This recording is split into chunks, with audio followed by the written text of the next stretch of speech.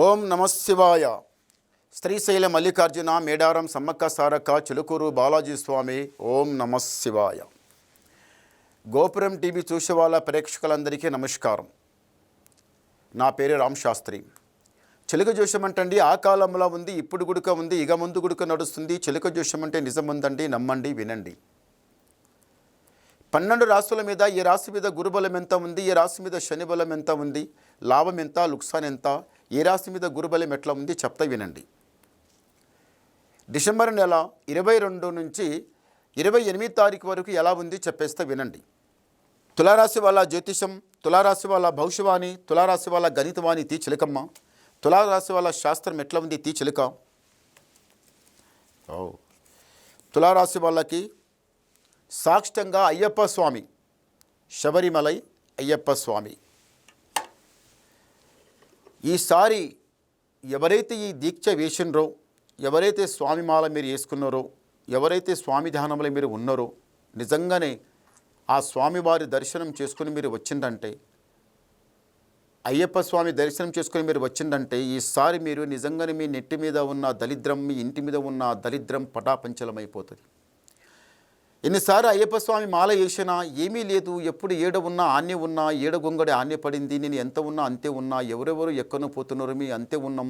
మరి భగవంతుడా, మరి కఠినంగా, చాలా కఠినంగా డబ్బు లేకపోతే, ఇంట్లో ఏది లేకపోతే కూడా మీరు ఎక్కడో అక్కడో అప్పు సప్పు చేసి మీరు భగవంతుని ధ్యానం చేసి మీరు ఆ శబరిమల ఆ భగవంతుని దీక్షలో మీరు ఉన్న తర్వాత మీకు ఆ దేవుడే కాపాడుతాడు.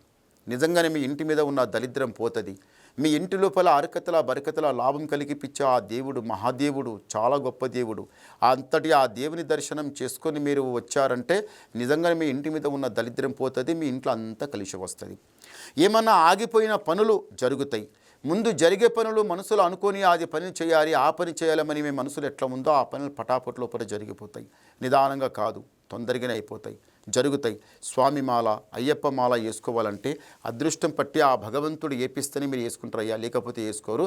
ఆ భగవంతుని దీక్షలో ఉన్న తర్వాత మీ కాలకంటక దరిద్రమంతా మీకు మొత్తం దూరం అయిపోతుంది, చాలా బాగుంటుంది.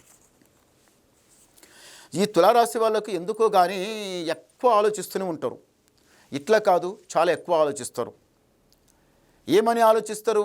మన ఇంట్లో ఉన్న వాళ్ళు వీళ్ళు చిన్న పెద్ద ఐకమత్యంగా నడవాలి, 4 రాళ్ళు సంపాదించుకోవాలి, ఈ మెట్టు దాటాలి, పై మెట్టు లెక్కాలి, ఇంట్లో ఏది చేసినా కాలకంటకు వచ్చి ఏదైనా కానీ దరిద్రం సతాయిస్తుంది, ఎందుకు ఇట్లా అవుతుంది, ఎందుకు ఇట్లా అవుతుంది కదమని ఎక్కువ అట్లా ఆలోచించకండి. ఎక్కువ ఆలోచన దేనికి పనికిరాదు, అది అన్నిటికీ అనిష్కారం చెడే, అది అలా చేయకండి.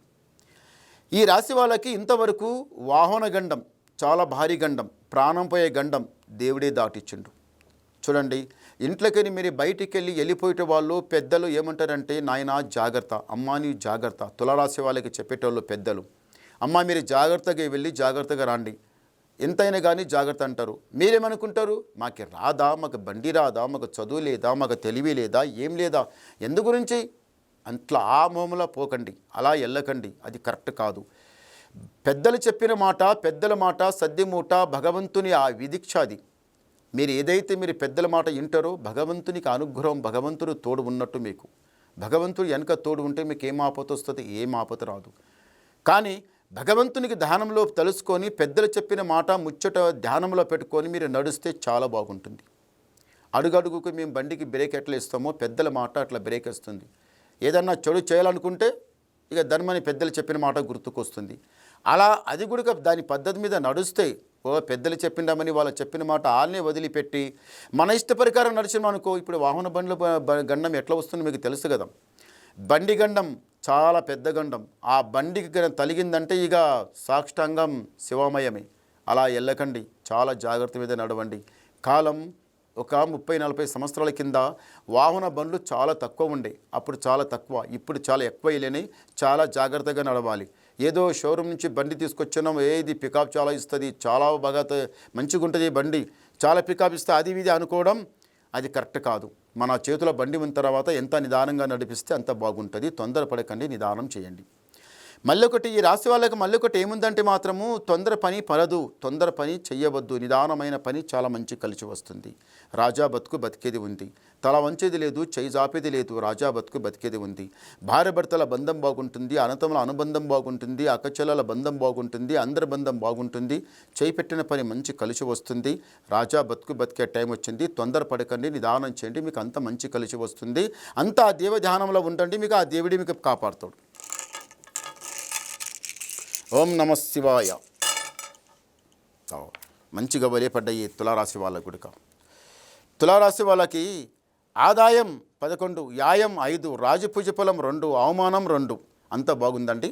ఇంకా మీకు ఏమైనా డౌట్ ఉంటే నాకు ఫోన్ చేయండి, మాట్లాడతాను. నమస్కారం.